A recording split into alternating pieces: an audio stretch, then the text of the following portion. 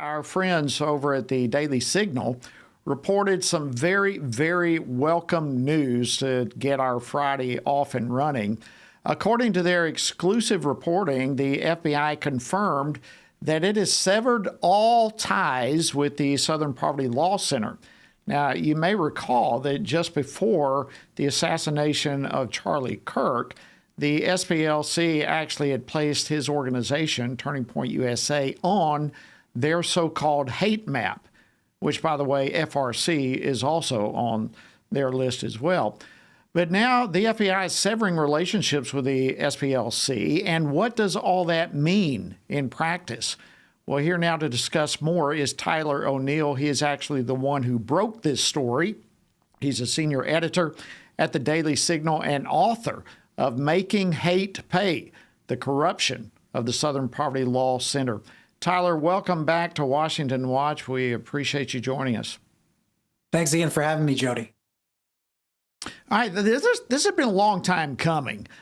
So for those who may not be aware, share with us the impact that the SPLC has had on the FBI and others for that matter.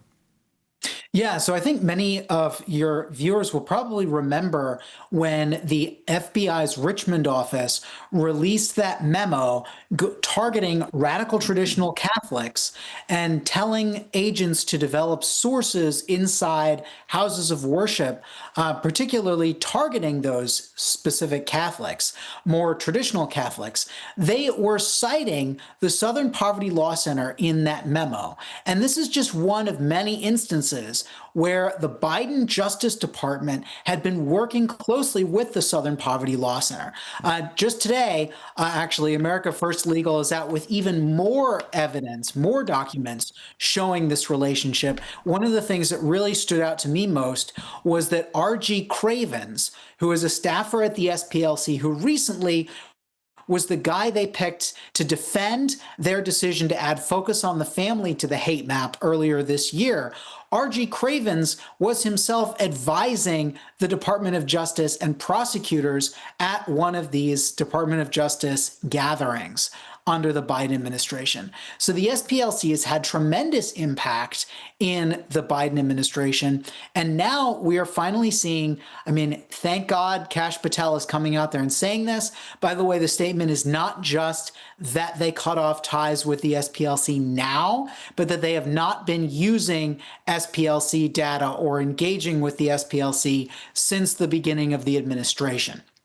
So wow. This is a great step forward. This reminds me of when then Attorney General Jeff Sessions told a group of us who had gathered for a religious freedom summit with ADF back in 2018 that the DOJ would never work with the SPLC again. Unfortunately, that promise was broken by the succeeding administration. But hopefully we can see a DOJ and an FBI that will completely distance themselves and remain distanced from such a horrific organization. Absolutely.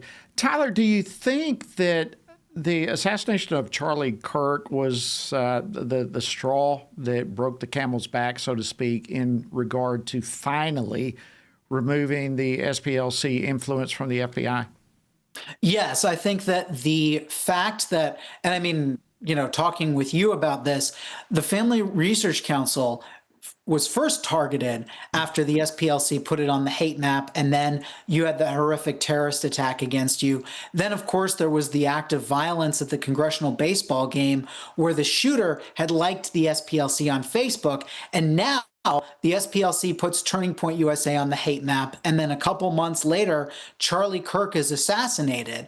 This really raises important questions, and I think the Southern Poverty Law Center needs to stop defaming conservatives and Christians, and this moment has been an awakening of how dangerous the SPLC is, and the FBI is now officially separated ties from them. By the way, this is also when the FBI is cutting ties with the Anti-Defamation League, which I don't know if you remember this, but back in 2024, they were doing a report on terrorism in the past year, and they said that the transgender shooter who targeted the Nashville church was not the Nashville school, sorry, the Christian school in Nashville, was not an instance of left-wing terrorism, and they really bent over backwards to rewrite history. Meanwhile, the ADL was also saying that critics of gender ideology are a threat to other Americans, and they were going to the FBI and other law enforcement saying, you need to monitor these critics of gender ideology. Wow. Really is great news. We've got less than a minute. What happens next? What do you think needs to happen next? Well, I've already been speaking with senators and with congressmen who are reiterating concern that Senator Tom Cotton had back in 2019. Tom Cotton wrote a letter to the IRS asking them to revisit the SPLC's tax status. We also have more evidence of the SPLC working kind of hand in glove with Antifa, not just keeping Antifa off their hate map, but also hiring a woman who is described as Antifa's secret weapon. And then, of course, an SPLC attorney was arrested at an Antifa riot in 2023 and charged with domestic terrorism. So we might be hearing an investigation into the SPLC, and I'm hoping that we can have some real accountability and some real answers to what else they're doing. We are all hoping that, and I think your idea of an investigation is in big order. Tyler O'Neill, senior editor at Daily Signal, thank you so much.